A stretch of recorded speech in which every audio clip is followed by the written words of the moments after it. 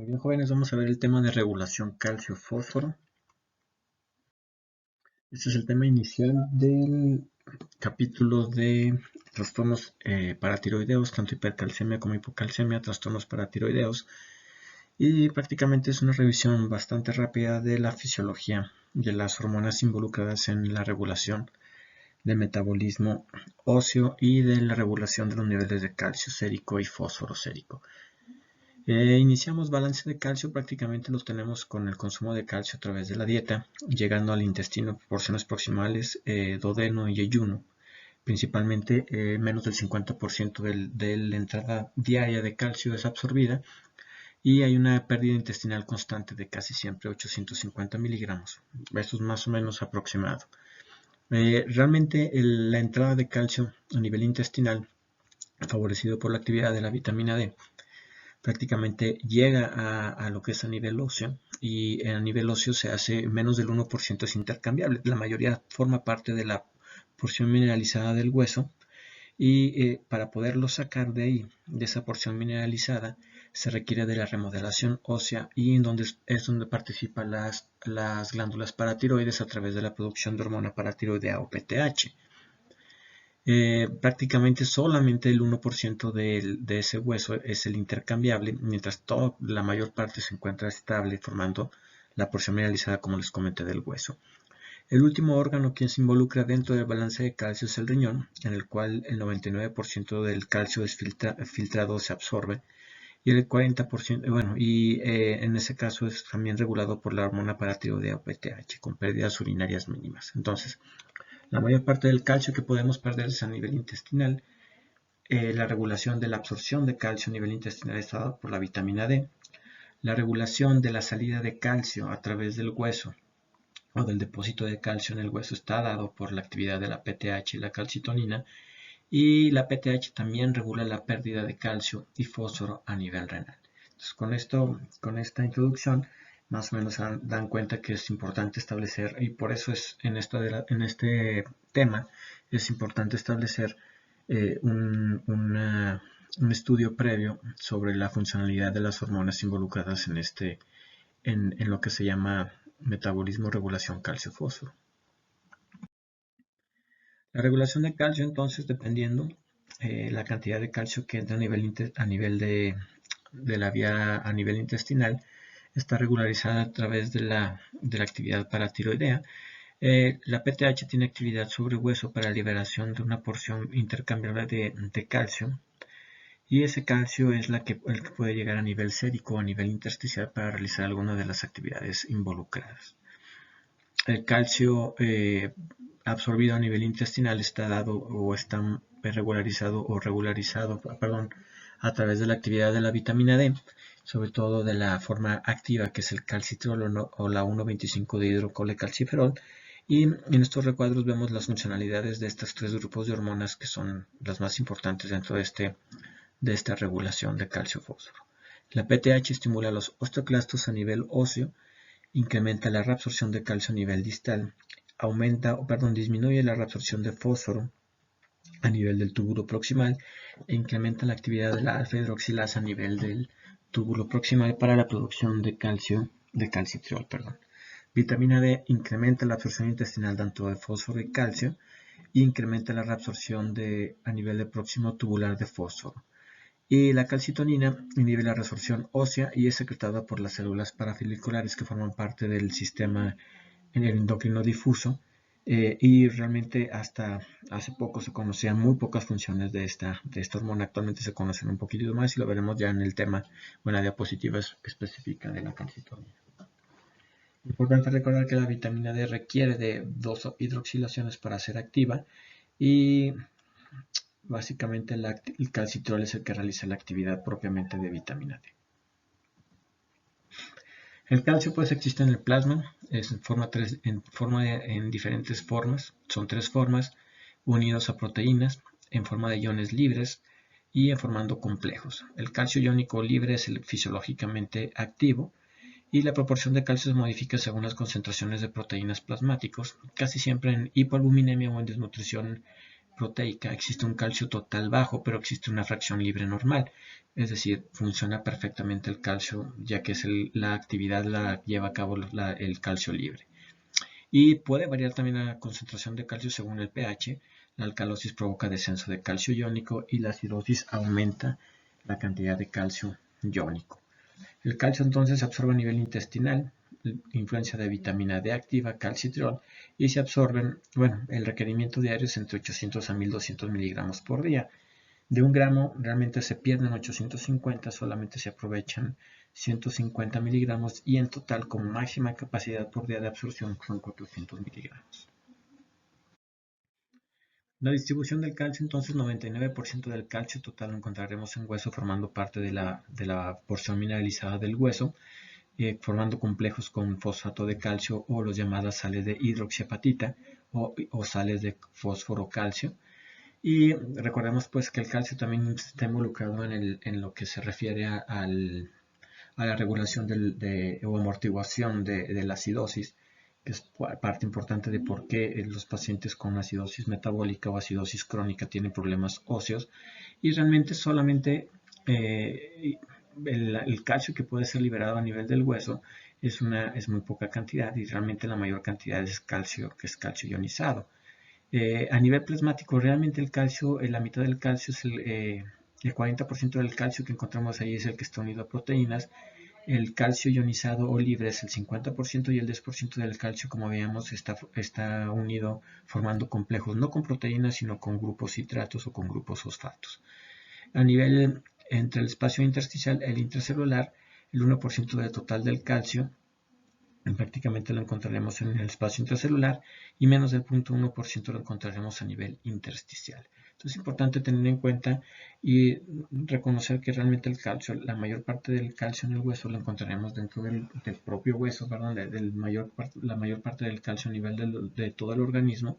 Y es importante conocer que la movilización es totalmente dependiente de la actividad hormonal y sobre todo de la PTH. Así tenemos calcio en plasma 40% unido a proteínas, en este caso albúmina, y 10% formando complejos con citrato o fosfato, y el calcio libre que es el 50%. Entonces, con estas fracciones es importante que ustedes tomen en cuenta que cuando lean el calcio sérico en una química o en unos electrolitos séricos, recuerdan estas proporciones de manera importante. El calcio plasmático representa el 50% del calcio ionizado. Este calcio libre ionizado es el fisiológicamente activo y hay situaciones importantes a tomar en cuenta. Si hay alcalosis, por ejemplo, por hiperventilación, disminuye el calcio generando hipocalcemia, y si hay acidosis, se incrementa la porción libre del plasma ya que se impide o hace desunión del calcio de las proteínas, en este caso albúmina, y permite incrementar el nivel de calcio sérico a nivel plasmático. La alcalosis disminuye el calcio libre por incremento de la unión a proteínas, mientras que la acidosis disminuye esta unión a proteínas generando incremento del calcio sérico. La relación entre calcio y fósforo, cuando el producto es importante conocer que el nivel de calcio y el fósforo están íntimamente relacionados. Cuando uno aumenta, ya sea el calcio o el fósforo, se incrementa el producto de solubilidad y eso genera el depósito óseo. Es decir, si yo tengo una entrada de calcio alto, aunque no sea de fósforo también, de todas maneras el producto calcio-fósforo se incrementa y eso genera el depósito óseo. Se incrementa de manera desproporcionada, se incrementa también el depósito en otros lados, como en el caso de las arterias o en las porciones arteriales y sobre todo en la capa media o en la capa adventicia. Si incrementa el fósforo por el otro lado, también la cantidad de fósforo incrementado, aunque el calcio no esté aumentado, también genera aumento del producto de solubilidad y también genera su depósito óseo o en el caso de ser suprafisiológico, su depósito en otras áreas, como sean articulaciones o paredes arteriales. Entonces es importante que recuerden esta relación siempre que hay este incremento del producto, ya sea de tanto del calcio por el fósforo o del calcio y fósforo en forma general. Por el contrario, si disminuye el nivel de calcio fósforo sérico, disminuye su producto de solubilidad y siempre va a llevar a una resorción ósea. Entonces, si disminuye el nivel de calcio, fósforo, promocionan la resorción de todas las sales del hueso. Eso genera desmineralización ósea. Entonces, otra regla fisiológica que deben de tomar en cuenta en aquellos pacientes con problemas óseos y con problemas o trastornos a nivel de calcio y fósforo. Es el calcio libre y no el fósforo el que regula principalmente la resorción ósea o la desmineralización a través de la PTH. Y más que nada entonces en este caso para la resorción ósea y que inducen desmineralización está muy relacionado con niveles de PTH y vitamina D. Otra situación fisiológica que debemos de tomar en cuenta es el estrés de carga de peso. Si yo tengo articulaciones que cargan peso de manera mecánica, se favorece la mineralización ósea y se favorece el depósito de cristales de hidroxiapatito o fosfato calcio. Si no hay utilización de esas articulaciones de estrés o de carga de peso, por ejemplo, pacientes sedentarios, pacientes que están en cama de manera crónica, o aquellos que han perdido gran cantidad de peso de manera muy rápida, esto proporciona una desmineralización ósea. Esto condiciona los siguientes hallazgos fisiológicos. Normalmente el calcio plasmático tiende a ser un poquitito más de lo normal, un poquitito por arriba del límite superior normal, y eso genera también que disminuya la liberación de PTH, y eso genera también la pérdida de calcio que está ligeramente por arriba del límite superior fisiológico, incrementa la liberación de calcio urinario. Eso favorece la mineralización, eso desfavorece, la mineralización del hueso y genera desmineralización. Y es una de las situaciones que normalmente vemos en aquellos pacientes con demencia o pacientes que son totalmente dependientes de cuidados de una tercera persona. Y es por eso que normalmente parte de la indicación médica en pacientes que también tienen una estancia hospitalaria alta, indicamos realizar la movilización tanto por familiares o en el caso de que el paciente ya pueda moverse por sí mismo, realizamos la movilización inmediatamente en las condiciones o en las situaciones en las cuales se pueda realizar esto por favorecer la desmineralización ósea. Las hormonas que regulan el calcio y el metabolismo óseo no solamente son PTH, vitamina D y calcitonina, también tenemos los esteroides sexuales, en este caso estrógenos y andrógenos. Normalmente los esteroides, que es importante, incrementan la actividad de la 1-alfa-hidroxilasa a nivel del túbulo proximal, incrementan la producción de una hormona que se llama ostroprotegerina y disminuyen la desmineralización o la pérdida de hueso. Esto es importante sobre todo con los estrógenos, ya que en temas posteriores veremos que la menopausia induce osteoporosis como pérdida de la actividad estrogénica después de haber agotado las reservas ováricas. En el caso de la hormona de crecimiento y el factor similar a la insulina, normalmente generan la síntesis de huesos y crecimiento. La hormona tiroidea incrementa la resorción ósea, entonces los casos de hipertiroidismo pueden estar asociados a hipercalcemia por pérdida o desmineralización ósea. La prolactina incrementa la reabsorción de calcio a nivel renal y aumenta la actividad de la 1-alfa-hidroxilasa, por lo tanto también pueden inducir hipercalcemia, y los glucocorticoides incrementan la resorción ósea por actividad directa sobre los osteoclastos, disminuyen la síntesis de hueso, pero también generan hipercalcemia. Todas las citocinas inflamatorias incrementan la resorción ósea, como veremos en diapositivas más adelante dentro de la remodelación ósea. Este cuadrito es interesante. Realmente, si nos enfocamos aquí vienen las actividades sobre los tres órganos principales que vimos al principio: riñón, intestino y a nivel óseo. Y en este caso nos enfocaremos en este cuadrito en la calcitonina. Realmente la calcitonina hasta hace 2 o 3 años se conocía pues que tenía actividad a nivel de hueso, disminuyendo la resorción ósea y disminuyendo la actividad del RNA a nivel de los osteoclastos. El efecto global realmente de la calcitonina era realizar hipocalcemia e hipofosforemia o hipofosfatemia. En este caso es un medicamento que llega a emplearse en situaciones de hipercalcemia, que sería el cuarto medicamento en uso. Y a nivel renal realmente el efecto tiene muy poquito que se descubrió. A nivel renal la calcitonina tiene o genera excreción de calcio a nivel del túbulo distal y genera o aumenta también la excreción de fósforo. Junto con la disminución de la resorción ósea, el efecto totalmente es realizar hipocalcemia e hipofosfatemia. Entonces es importante que lo tomen en cuenta. Y los efectos de PTH y vitamina D son necesarios que también hagan una muy buena revisión para que lo sepan de manera adecuada. Remodelación ósea. La remodelación ósea envuelve la interacción entre las células que construyen hueso, que serían los osteoblastos, y las células que destruyen hueso, que serían los osteoclastos.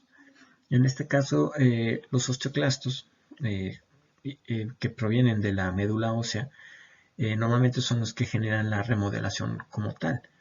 Los osteoblastos entonces prácticamente tienen la actividad de formar hueso, pero están regularizadas a través de la actividad de la PTH. La PTH tiene un estímulo positivo sobre los osteoblastos para la producción de la osteoprotegerina, y esa osteoprotegerina tiene la capacidad de poder bloquear la actividad de los osteoclastos.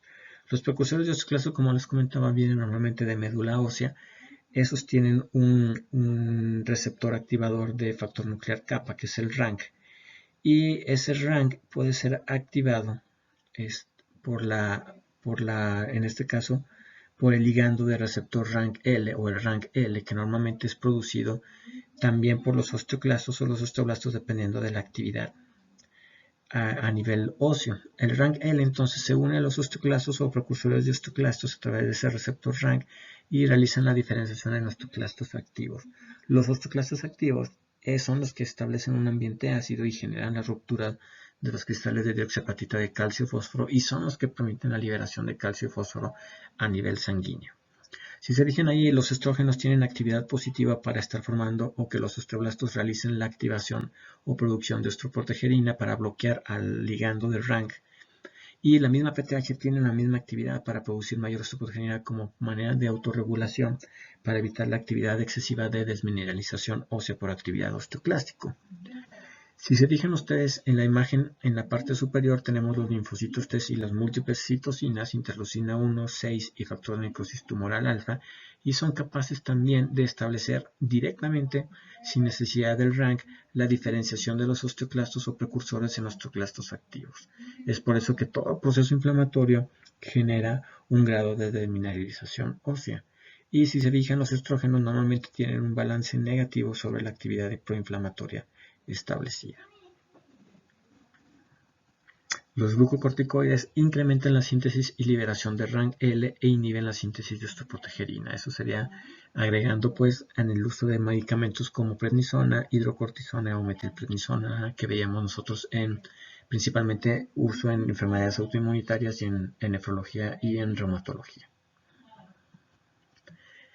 Los índices que pueden ser utilizados para detectar el exceso de desmineralización ósea, actividad osteoclástico y exceso de remodelación normalmente incrementan los niveles de osteocalcina y fosfatasa alcalina asociados con actividad osteoblástica, y el incremento de la excreción urinaria de productos de hidroxiprolina generan o que son productos que son rupturas o indican ruptura de los niveles de colágeno. La matriz mineral tiene una matriz no mineralizada o un osteoide que es rica en colágeno, y normalmente al momento de establecer o estar sacando la cantidad de hidroxiapatita o cristales de calcio o fósforo de esta matriz mineralizada, también se libera o destruye los ácidos de colágeno, incrementando los niveles de hidroxiprolina a nivel, en este caso a nivel urinario, indicando actividad incrementada en la desmineralización ósea. El fenómeno de remodelación ósea tiene dos fases, una fase inorgánica y una fase orgánica. La fase inorgánica es la presencia o la mineralización con el depósito de cristales de hidroxiapatita de calcio y fósforo o fosfato, y una fase orgánica que es la presencia de colágeno tipo 1, protoglucanos, factores de crecimiento y citocinas. Así, por ejemplo, en la imagen lo que vemos es cualquier hueso. Normalmente todos nuestros huesos están bajo constante actividad y se generan las rupturas o pequeñas microfracturas a nivel óseo de manera constante. El fenómeno fisiológico de remodelación ósea hace que esas pequeñas fracturas sean regularizadas o sean hechas de manera regular a través de la actividad osteoblástica, que sería realmente rellenar la fractura, pero los osteoclastos también tienen que ver con esa remodelación, haciendo que esa fractura, como les comento, sea mucho más regular y la actividad de los osteoblastos sea mucho más con la interacción con los osteoclastos sea más rápida.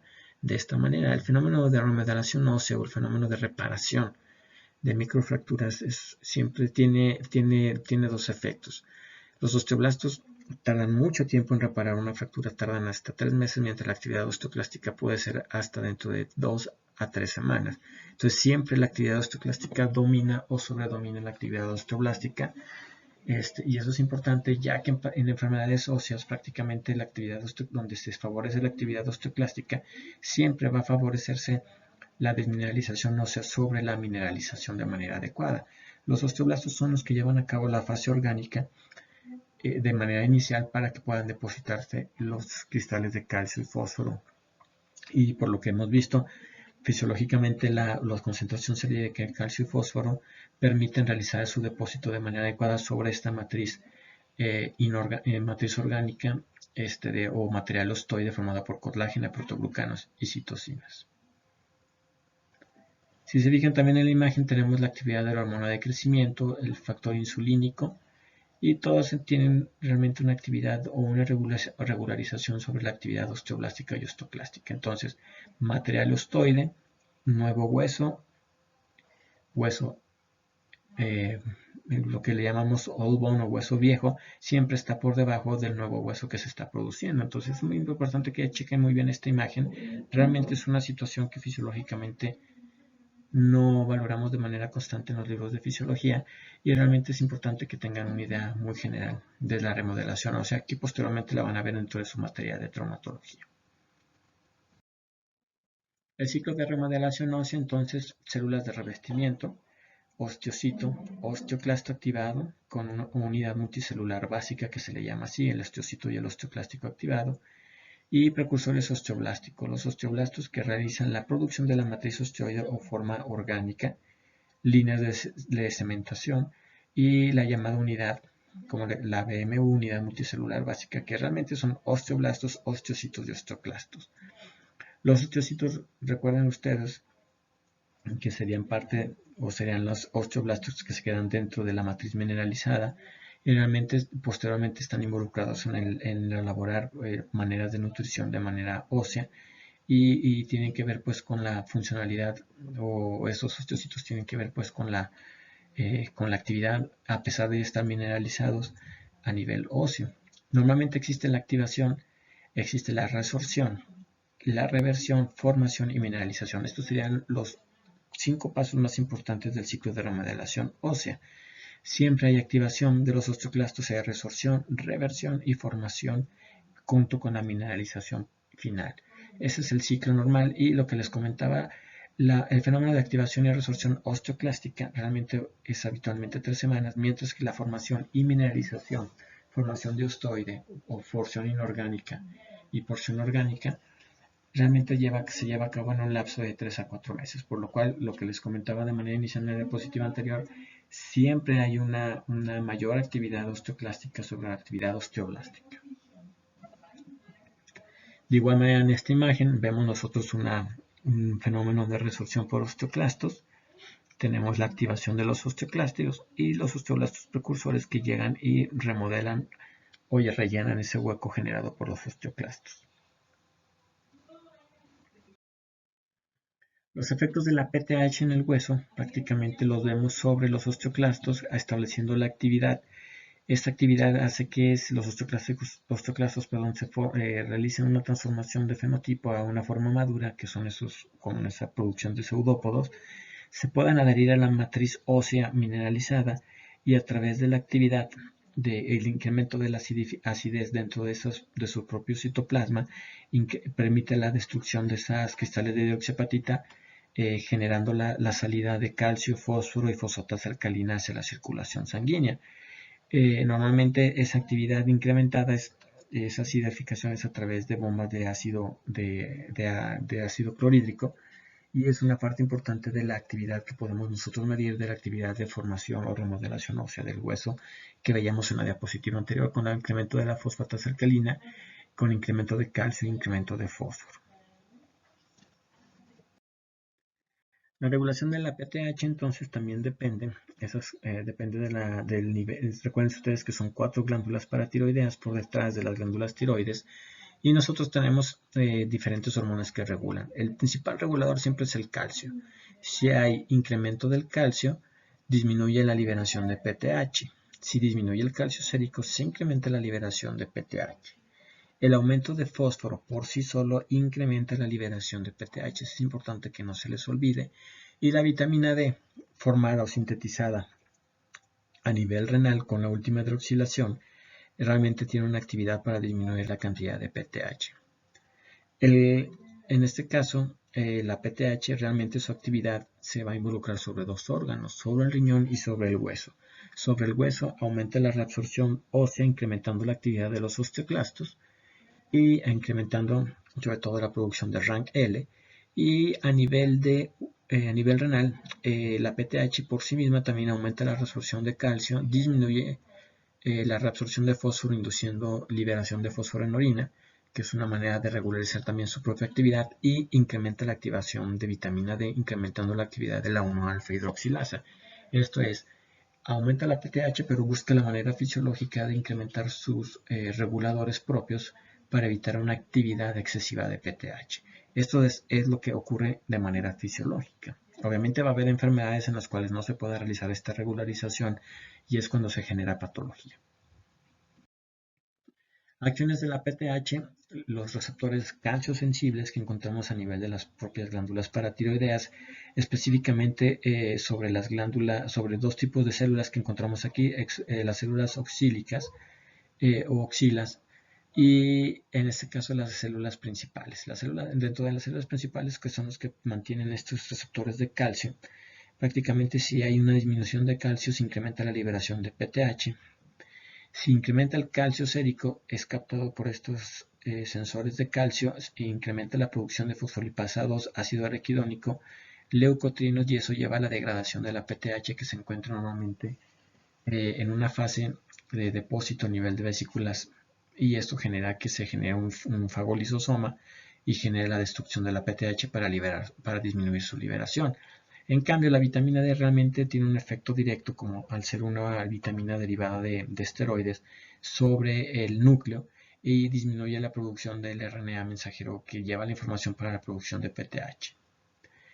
La regulación de la hormona paratiroidea entonces depende de la hipocalcemia. La hipocalcemia genera la liberación de PTH, la hiperfosfatemia aumenta la PTH, catecolaminas también aumentan la liberación de PTH, y la liberación de PTH es suprimida por la presencia de hipercalcemia, vitamina D e hipomagnesemia severa. Las acciones de PTH entonces son incrementar la reabsorción de calcio a nivel del túbulo distal, inhibe la reabsorción de fósforo generando fosfaturia o pérdida de fósforo a nivel renal, estimula la actividad de la 1-alfa hidroxilasa en el riñón y causa resorción ósea liberando calcio y fósforo dentro de la sangre. Una quinta función es incrementar también la reabsorción a nivel del túbulo proximal, en este caso de la absorción de bicarbonato a nivel del túbulo proximal para generar o favorecer alcalosis. La resorción ósea, mecanismo de la PTH, expresan en este caso la mayor liberación de RANKL. La PTH estimula a los osteoblastos para liberar RANKL de manera errónea y esto genera el incremento de la actividad osteoclástica, disminuyendo la producción de osteoprotegerina. Recuerden que esto a mayor estimulación, porque si la estimulación es de manera constante, porque si la estimulación es de manera cíclica y en forma de pulsos, realmente la misma PTH induce la producción de osteoprotegerina de manera principal. Entonces es importante que recuerden esto. La regulación de la secreción de PTH es una hormona peptídica derivada de las glándulas paratiroideas que responden a la disminución de calcio sérico, y el calcio sérico en el plasma es el principal regulador de PTH. La depresión de magnesio genera un hipoparatiroidismo y es importante que recuerden esto, ya que es parte de las causas que vamos a ver ya que veamos la producción o se favorezca la situación de hipocalcemia.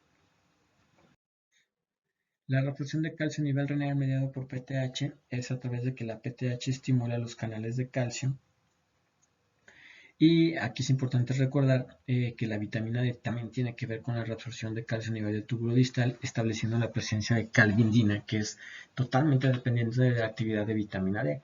Aunque la PTH estimule la mayor liberación o la mayor expresión de canales de calcio a nivel del túbulo distal, si no hay calvindina o niveles adecuados de vitamina D, esa calvindina no puede fijar ese calcio para pasar de manera intracelular y poderlo llevar hacia la porción hacia al polo basal o al polo vascular para poder ser reabsorbido a través de los capilares peritubulares. El calcio, la PTH, también estimula la actividad de la ATPasa de calcio junto con la vitamina D. Los efectos de PTH en la refracción renal de fósforo: normalmente la PTH disminuye la presencia del receptor tipo 2A de fósforo, disminuyendo la reabsorción y estimulando la presencia o la salida de fósforo a través de la orina. ¿Cómo le hace la PTH? Prácticamente lo que hace es internalizar este receptor 2A y establece su destrucción a través de la activación de lisosomas. Calcitonina. La calcitonina es otro péptido, es otra hormona peptídica junto con la PTH, solamente que esté secretada por las células parafoliculares de la glándula tiroides, que les comentaba inicialmente, forma parte del sistema endocrino difuso. Y la calcitonina disminuye la actividad de los osteoclastos, disminuyendo la cantidad de calcio sérico. Entonces, inhibe la resorción ósea provocando hipocalcemia e hipofosfatemia. La manera más sencilla de poder aprender la funcionalidad de cada una de las hormonas es estableciendo su efecto sobre calcio y fósforo. ¿Sí? Esa es la manera más sencilla en las cuales se va a impedir que no se vayan a hacer bolas para poder establecer cuál es la actividad. La regulación de la calcitonina es liberada, su liberación es estimulada por la propia hipercalcemia, ¿sí? Y es importante ya que, como vimos de manera inicial, tiene actividad sobre hueso y a nivel renal, siempre induciendo hipocalcemia, hipofosfatemia. La vitamina D, pues la vitamina D hay que recordar que parte de la vitamina D tiene que ver tanto con la exposición solar para formar provitamina D en la piel, 7 de hidrocolesterol, y su formación en colecalciferol, o la vitamina D proveniente de la dieta, sobre todo de situaciones a nivel vegetal, que es el ergocalciferol o la vitamina 2 dietética, y todos ellos van directamente hacia el hígado a formar la 25-hidroxivitamina D con una hidroxilación, que sería el calcidiol. La forma más importante la forma sérica de forma de vitamina D circulante de mayor cantidad o de mayor importancia es la forma de 25 de hidrovitamina D, que sería el calcidiol. Esa 25 de hidrovitamina da al riñón, al túbulo proximal, y ahí hay actividad de la 1-alfa-hidroxilasa, normalmente estimulada por la PTH, y es cuando se forma realmente el calcitriol o 1,25 de hidrocolecalciferol. La forma activa es la que tiene actividad sobre hueso, sobre formación y resorción, sobre la absorción de calcio y fósforo a nivel intestinal, sobre la misma reabsorción de calcio a nivel renal y sobre la disminución en la síntesis de PTH. El efecto neto de la vitamina D es incrementar los niveles de calcio a nivel sérico. Y por alguna situación, esa vitamina D, ese calcidiol o esa 25-dihidroxivitamina D que viene tanto de la dieta en forma de gorgocalciferol o colecalciferol por parte de la piel, recibe otra hidroxilación, se forma la 24-25-dihidroxivitamina D, que es la forma inactiva. Es la manera de inactivar directamente la actividad de la vitamina D. Igualmente, si el calcitriol recibe otra hidroxilación, se formaría la 24-25-dihidroxivitamina D o la forma inactiva. La vitamina D se obtiene entonces de la síntesis cutánea por exposición a luz solar y en la dieta, ergocalciferol de vegetales y la vitamina D3 colecalciferol de alimentos de origen animal. Para activar la vitamina D debe sufrir una hidroxilación a nivel hepático y a nivel renal. Se forma el calcidiol por hidroxilación hepática y se forma calcitriol por hidroxilación renal. El metabolito activo es el calcitriol. ¿Cuál es la actividad entonces de la vitamina D? De manera muy sintetizada, la vitamina D activa facilita la absorción intestinal de calcio-fósforo, aumenta la reabsorción tubular de calcio, aumenta los niveles plasmáticos de calcio y de fósforo. Además, estimula la calcificación ósea a través del incremento de osteocalcina y osteoponina, que son otras hormonas que tienen o están involucradas en la actividad osteoblástica. Entonces, la entrada de vitamina D dietética en forma de D2, ergocalciferol, o D3, colecalciferol, y la forma de provitamina D. Se realiza la activación, una primera hidroxilación a nivel hepático, y esta es la manera más circulante. Realmente, cuando nosotros medimos o queremos ver qué tanta vitamina D tenemos en el cuerpo, realizamos la medición de la forma circulante principal, que es la forma de calcidiol. Realmente también se puede medir la actividad de calcitriol, sí, pero realmente la vitamina, el 25-hidroxivitamina D es lo que nosotros mandamos pedir para aquellos pacientes en los cuales sospechamos que los niveles, séricos de vitamina D están bajos o están altos. Entonces, calcitriol y sus actividades que ya vimos en la otra diapositiva, importante para que le den una checada.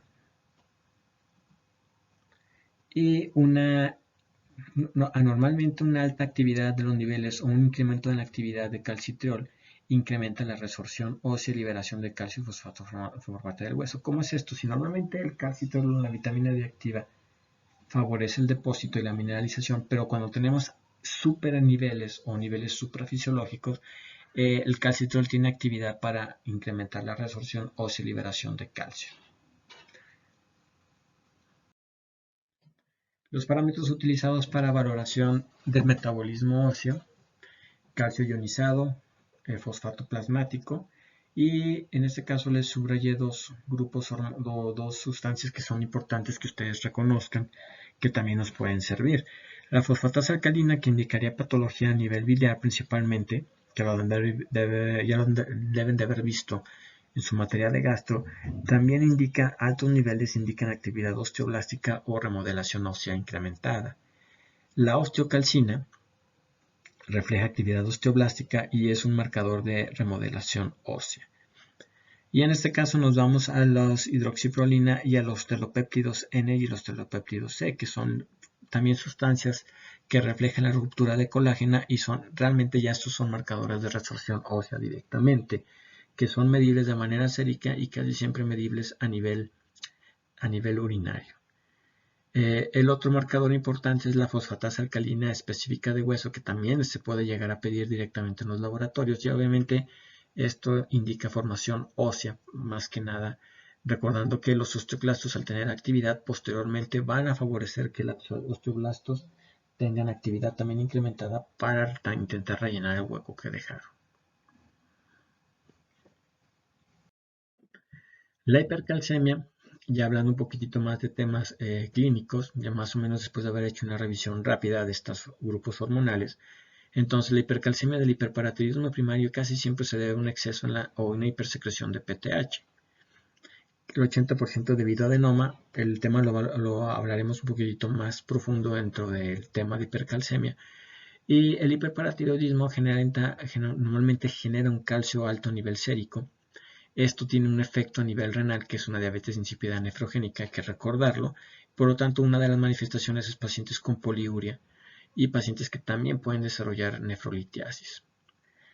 Los altos niveles de calcio hacen más fácil o más difícil, hacer la despolarización del tejido neuromuscular, y esto genera letargia, confusión y constipación, es decir, realizan la hiperpolarización de estos tejidos, estableciendo menor funcionamiento, y realmente es como se va a manifestar o es la manera fisiológica en la que se determina la mayor parte de las manifestaciones clínicas. Las manifestaciones bioquímicas y en hueso, entonces, regresando un poquito a la diapositiva anterior: aumento de la fosfatasa alcalina, osteocalcina, aumento del AMP cíclico a nivel urinario, que la PTH la PTH llega a nivel de sus receptores a nivel renal, establece una actividad mediada por proteína G, incrementando el nivel de AMP cíclico como segundo mensajero, y niveles de hidroxiprolina indicarían pues incremento de la remodelación ósea. El recambio es acelerado con presencia en hueso de aumento de osteoclastos y fibrosis de médula ósea y osteitis fibrosa. Serían algunas de las manifestaciones que podríamos dar. Entonces, el cambio es acelerado, se puede manifestar se puede establecer de manera radiológica por los cambios que va a generar. Esas manifestaciones radiológicas serían la osteitis fibrosa quística, que veremos más adelante, Y el recambio acelerado también bioquímicamente lo podemos definir con el incremento de los niveles urinarios de hidroxiprolina, el incremento de la MP cíclico a nivel urinario, que indica mayor actividad de PTH, y el incremento de la fosfatasa alcalina directa de hueso o la fosfatasa alcalina obtenida de manera general. Uno de los efectos secundarios de la actividad osteoclástica es la presencia de fibrosis de médula ósea. Es una fibrosis o una mieloptisis ósea generado por las alteraciones a nivel propiamente a nivel de médula, por la gran cantidad de hormonas liberadas por parte de los osteoclastos y por la, recuerden que siempre que se activa el osteoclasto hay un osteoblasto que se activa, y por la llamada, digamos, la mala distribución o mala organización en la capacidad de volver a formar hueso y mineralización ósea, que genera que las células de la médula ósea encargadas del reemplazo de célula a nivel sanguíneo no se encuentran de manera activa de manera adecuada y generan fibrosis a nivel medular. Causas relacionadas con hipercalcemia: litio, sarcoidosis. La sarcoidosis, que incrementa la actividad de la 1-alfa-hidroxilasa a través de la producción de granulomas, lo mismo la tuberculosis, es decir, esos macrófagos activados con células epiteliales activadas tienen la capacidad también de expresar 1-alfa-hidroxilasa, y eso genera la presencia o el incremento de vitamina D. Tirotoxicosis, leche alcali, el síndrome de leche alcali, aquellos que toman leche y que toman carbonato de calcio, y el uso de diuréticos tiacídicos incrementan la absorción renal de calcio. Hipocalcemia. La hipocalcemia, prácticamente lo que vamos a ver aquí es que normalmente es incrementado, la disminución del calcio plasmático es acompañado por un incremento del fósforo sérico, y esto genera mayor precipitación y mayor reabsorción de hueso. Normalmente los síntomas de la hipocalcemia están muy relacionados con el incremento de la excitabilidad de las neuronas motoras o el tejido neuromuscular, creando espasmos y tetania, que sería la principal manifestación de la hipocalcemia, como vamos a ver de manera posterior. La hipocalcemia, pseudohipoparatiroidismo, hipoparatiroidismo iatrogénico posterior a una resección de tiroides, por ejemplo, y algunas otras causas de vitamina D de hipocalcemia que veremos de más detalle en el tema correspondiente. La enfermedad renal crónica, que causa un hiperparatiroidismo secundario con hiperfosfatemia e hipocalcemia de manera inicial, también es otra causa que se valorará dentro del tema posterior. La falla renal crónica normalmente induce una hiperfosfatemia secundaria a un hiperparatiroidismo con calcios normales o bajos e incremento del fósforo. Es una manera muy importante de establecer su presencia. Y dentro de lo último es estas dos situaciones: los trastornos de la vitamina D. La vitamina D o la deficiencia de vitamina D induce un hiperpara secundario. Es importante que lo aprendan como regla fisiológica. Entonces, deficiencia de vitamina D induce un hiperpara secundario. Disminuye el calcio y disminuye el fosfato, la deficiencia de vitamina D, y eso genera la actividad de la PTH por un estímulo realmente fisiológico. La deficiencia de vitamina D disminuye también la mineralización ósea o la masa ósea, generando dos manifestaciones: osteomalacia en los adultos y raquitismo en los niños. En cambio, el exceso de vitamina D genera un hipoparatiroidismo secundario. El exceso de vitamina D aumenta el calcio y aumenta el fosfato. Normalmente eso es el estímulo para inhibir la producción de PTH, y el incremento de la vitamina D directamente disminuye la masa mineral ósea. Entonces, eso es lo que veíamos, que cuando hay de manera suprafisiológica el exceso o los niveles de vitamina D realmente también inducen la pérdida de mineral óseo. Entonces, estas son dos reglas importantes que no se les debe de olvidar. Y por último, en este cuadrito, valoramos las principales etiologías o las principales causas de hipo o hipercalcemia.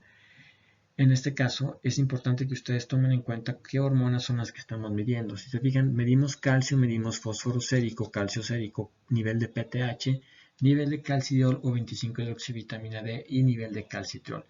Estos cinco elementos, son súper importantes en la valoración de cualquier paciente en el cual sospechemos una alteración de calcio, fósforo o un trastorno o una enfermedad del metabolismo óseo. súper importante. A través de la medición prácticamente tendremos nosotros el diagnóstico diferencial dependiendo de los niveles séricos que tengamos. Si tenemos hipercalcemia, tendremos múltiples enfermedades, entre ellas la hipercalcemia secundaria neoplasias, la hipercalcemia hipocalciúrica familiar, exceso de vitamina D como principales patologías. En el caso de la hipocalcemia tendremos en este caso el hipoparatiroidismo, el pseudohipoparatiroidismo, la deficiencia de vitamina D y la falla renal crónica con hiperparatiroidismo secundario de manera como las principales causas. Entonces, hasta aquí sería una revisión muy rápida de qué es lo que deben de aprender o recordar de la fisiología de las hormonas involucradas en la regulación del calcio-fósforo para poder empezar a ver ya el tema con los temas de hipercalcemia e hipocalcemia.